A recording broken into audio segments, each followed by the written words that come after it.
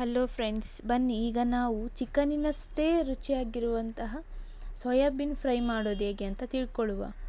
First ಒಂದು ಬಾಣಲೆಯನ್ನು ಇಟ್ಟುಕೊಂಡು ಅದಕ್ಕೆ ಆಯಿಲ್ ಹಾಕ್ಕೊಳ್ಳಿ, ಎಣ್ಣೆ ಹಾಕ್ಕೊಂಡು ಅದಾದ ನಂತರ ಚಿಕ್ಕ ಚಿಕ್ಕದಾಗಿ ಕಟ್ ಮಾಡಿರುವಂತಹ ಬೆಳ್ಳುಳ್ಳಿನ ಒಂದು 5-6 ಎಸಳು ಬೆಳ್ಳುಳ್ಳಿನ ತೊಗೊಂಡು ಚಿಕ್ಕ ಚಿಕ್ಕದಾಗಿ ಕಟ್ ಮಾಡಿ ಅದನ್ನು ಹಾಕಿ ಫ್ರೈ ಮಾಡಿ. ಆದಮೇಲೆ 2 ಮೀಡಿಯಮ್ ಸೈಜ್ ಈರುಳ್ಳಿನ ಚಿಕ್ಕ ಚಿಕ್ಕದಾಗಿ ಕಟ್ ಮಾಡಿ ಅದನ್ನು ಸಹ ಹಾಕಿ ಹೀಗೆ ಫ್ರೈ ಮಾಡಬೇಕು. ಸ್ವಲ್ಪ ಆಚೆ ಈಚೆ ಮಿಕ್ಸ್ ಮಾಡ್ತಾ ಇದು ಒಳ್ಳೆ ಫ್ರೈ ಆದಮೇಲೆ ಏನು ಮಾಡಬೇಕು ಅಂದರೆ ನಮಗೆ ಗೋಲ್ಡನ್ ಕಲರ್ ಬರಬೇಕು.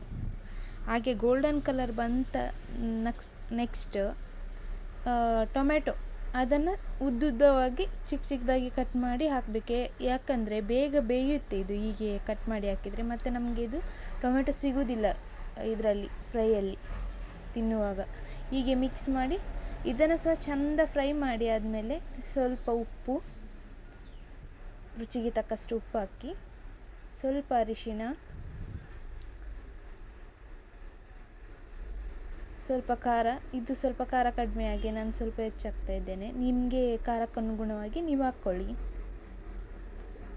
ಇದಾದಮೇಲೆ ಸ್ವಲ್ಪ ಸಾಂಬಾರು ಪೌಡರ್ ಏನಾದರೂ ಮನೇಲಿ ಇದ್ದರೆ, ಧನ್ಯ ಪೌಡರು, ಇದೆರಡರಲ್ಲಿ ಯಾವುದು ಹಾಕಿದರೂ ಆಗುತ್ತೆ. ನಾನಿಲ್ಲಿ ಧನ್ಯ ಪೌಡರ್ ಹಾಕ್ತಾಯಿದ್ದೇನೆ.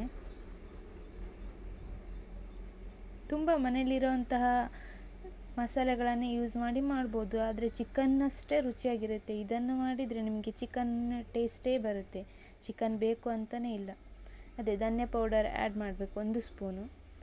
ಇದನ್ನು ಸಹ ಸರಿಯಾಗಿ ಆಚೆ ಈಚೆ ಮಾಡಿ ಒಳ್ಳೆ ಫ್ರೈ ಮಾಡಬೇಕು. ಹೇಗೆ ಅಂದರೆ ಫ್ರೈ ಮೇಲೆ ಎಣ್ಣೆ ಬಂದು ನಿಲ್ಲಬೇಕು, ಆಗ ಮಾತ್ರ ಹಸಿ ವಾಸನೆ ಎಲ್ಲ ಹೋಗಿರುತ್ತೆ. ಇದಾದ ನೆಕ್ಸ್ಟ್ ಏನು ಮಾಡಬೇಕು ಅಂದರೆ ನಾವು ಸ್ವಲ್ಪ ಅಂದರೆ ಒಂದು ಚಿಕ್ಕ ಲೋಟದಲ್ಲಿ 1/4 ಕಪ್ಪಷ್ಟು ನೀರನ್ನು ಸೇರಿಸಿ ಮತ್ತಷ್ಟು ಬೇಯಿಸಬೇಕು. ಯಾಕಂದರೆ ಡ್ರೈ ಫ್ರೈ ಮಾಡೋದಾದರೆ ನಮಗೆ ಸೀದೋಗ್ಬಿಡುತ್ತೆ. ಹಾಗೆ ಸ್ವಲ್ಪ ನೀರನ್ನು ಆ್ಯಡ್ ಮಾಡಿ ಹೀಗೆ ಮೇಲೆ ಗುಳ್ಳೆಗಳು ಬರಬೇಕು, ಎಣ್ಣೆ ಎಲ್ಲ ಸೈಡಲ್ಲಿ ಬಂದು ನಿಲ್ಲಬೇಕು. ಈಗ ಇದು ಚೆನ್ನಾಗಿ ಫ್ರೈ ಆಗಿದೆ. ಇದಕ್ಕೆ ನಾವೇನು ಮಾಡೋದಂದರೆ ಅದನ್ನು ಸರಿ ಮ್ಯಾಶ್ ಮಾಡೋದು. ದೊಡ್ಡದೆಲ್ಲ ಇದ್ದರೆ ಟೊಮೆಟೊ ಎಲ್ಲ ಹಾಗೆ ಇದ್ದರೆ ಅದನ್ನು ಮ್ಯಾಶ್ ಮಾಡಿ ಆದಮೇಲೆ ಮತ್ತೆ ನಾವು ಮೊದಲೇ ನೆನೆಸಿಟ್ಕೊಂಡಿರಬೇಕು ಸೋಯಾ ಚಂಕ್ಸನ್ನು. ಅದು ನಾನು ಒಂದು 100 ಗ್ರಾಮ್ ತೊಗೊಂಡಿದ್ದೇನೆ ಇಲ್ಲಿ. ಅದನ್ನು ಮೊದಲೇ ನೀರಿಗೆ ಹಾಕ್ಕೊಂಡಿದ್ದೇನೆ 5 ನಿಮಿಷ ಮುಂಚೆ. ಈಗ ಅದನ್ನೇ ತೆಗೆದು ನಾನು ನೀರನ್ನು ತೆಗೆದು ಅದರಿಂದ ಅದನ್ನೇ ಹಾಕ್ತಾಯಿದ್ದೇನೆ.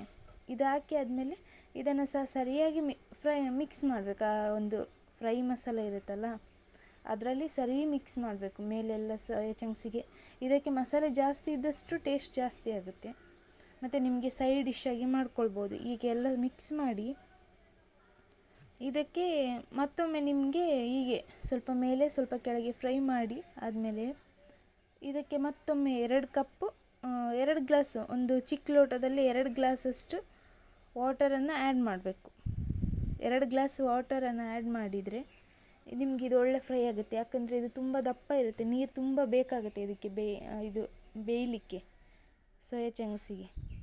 ಸೊ ನಾವು 2 ಗ್ಲಾಸು ಚಿಕ್ಕ ಲೋಟದಲ್ಲಿ 2 ಗ್ಲಾಸು ನೀರನ್ನು ಮಿಕ್ಸ್ ಮಾಡ್ಕೊಳ್ತೇವೆ.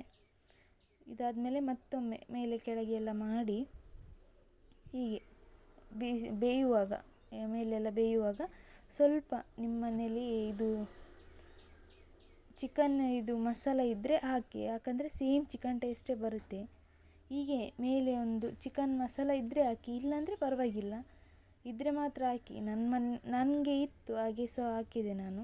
ಅದಾದಮೇಲೆ ಹೀಗೆ ಸ್ವಲ್ಪ ಮೀಡಿಯಮ್ ಫ್ಲೇಮಲ್ಲಿ ಇಟ್ಟು ಬೇಯಿಸಬೇಕು. ಒಳ್ಳೆ 5 ನಿಮಿಷ ಬೇಯಿಸಿ ಆದಮೇಲೆ ಸ್ವಲ್ಪ ನಿಮಗೆ ಕೊತ್ತಂಬರಿ ಸೊಪ್ಪೆಲ್ಲ ಹಾಕ್ಕೊಳ್ಬೋದು. ಇದಕ್ಕೆ ಕೊತ್ತಂಬರಿ ಸೊಪ್ಪು ಸ್ವಲ್ಪ ಜಾಸ್ತಿನೇ ಹಾಕ್ಕೊಂಡ್ರೆ ಟೇಸ್ಟ್ ಒಳ್ಳೆ ಬರುತ್ತೆ. ಕೊತ್ತಂಬರಿ ಸೊಪ್ಪು ಹಾಕಿ ಆದಮೇಲೆ ಇದನ್ನು ಲಿಡ್ಡನ್ನು ಕ್ಲೋಸ್ ಮಾಡಬೇಕು. ಸ್ವಲ್ಪ ಕೊತ್ತಂಬರಿ ಸೊಪ್ಪೆಲ್ಲ ಆಚೆ ಈಚೆ ಮಿಕ್ಸ್ ಮಾಡಿ ಲಿಡ್ಡನ್ನು ಕ್ಲೋಸ್ ಮಾಡಿ. ಲಿಡ್ ಕ್ಲೋಸ್ ಮಾಡಿ ಆದಮೇಲೆ ಗ್ಯಾಸನ್ನು ಆಫ್ ಮಾಡಿ ಒಂದು ಸ್ವಲ್ಪ ಹೊತ್ತು ಬಿಟ್ಟು ನೋಡಿದರೆ ನಿಮಗೆ ಇದು ರೆಡಿಯಾಗಿರುತ್ತೆ. ಇದನ್ನು ನೀವು ಚಪಾತಿ ಒಟ್ಟಿಗೆ, ಪೂರಿ, ರೈಸು, ಪರೋಟ ಇವೆಲ್ಲದಕ್ಕೂ ಸರ್ವ್ ಮಾಡ್ಕೋಬೋದು. ಪ್ಲೀಸ್ ಸಪೋರ್ಟ್ ಮಾಡಿ, ಸಬ್ಸ್ಕ್ರೈಬ್ ಮಾಡಿ, and thank you so much all who and all supporting me. Thank you so much. Support ಮಾಡಿ, ನನ್ನ ಚಾನಲನ್ನು ಇನ್ನಷ್ಟು ಗ್ರೋ ಮಾಡಿ please. It's my humble request. Thank you.